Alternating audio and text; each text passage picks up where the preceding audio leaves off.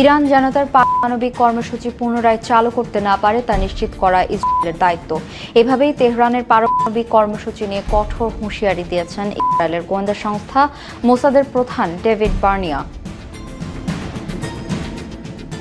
সম্প্রতি জেরুজালেমে আয়োজিত একটি আনুষ্ঠানিক অনুষ্ঠানে বক্তব্য দিতে গিয়ে বার্নিয়া বলেন, ইসরায়েলের ধ্বংসের শপথ নেওয়া একটি দেশ হিসেবে ইরান এমন মাত্রায় ইউরেনিয়াম সমৃদ্ধ করেছে যার কোনো ব্যাখ্যা নেই। সামরিক পারমাণবিক অস্ত্র তৈরির লক্ষ্য ছাড়া সুযোগ পেলেই তারা দ্রুত সেই পথে এগোবে। ইরানে পরিচালিত সামরিক অভিযান ও ইসরায়েলের সাম্প্রতিক সামরিক ও গোয়েন্দা তৎপরতার ভবিষ্যৎ করণীয় তুলে ধরে বলেন, পারমাণবিক প্রকল্পটি গুরুতরভাবে ক্ষতিগ্রস্ত হয়েছে। যুক্তরাষ্ট্রের সঙ্গে ঘনিষ্ঠ সহযোগিতায় আমাদের দায়িত্ব হলো এই প্রকল্প আর কখনো সক্রিয় না হয় তা নিশ্চিত করা।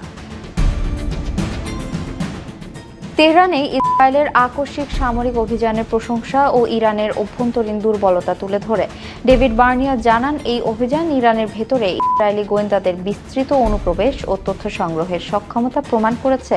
ইরান পুরোপুরি উন্মুক্ত ও অনুপ্রবেশযোগ্য তা এক মুহূর্তেই আয়াতুল্লাহদের শাসন বুঝতে পেরেছে। তবুও তারা ইসরায়েল ধ্বংসের লক্ষ্য ত্যাগ করেনি। পশ্চিমা দেশগুলো দীর্ঘদিন ধরেই ইরানের বিরুদ্ধে পারমাণবিক অস্ত্র তৈরির অভিযোগ করে আসছে।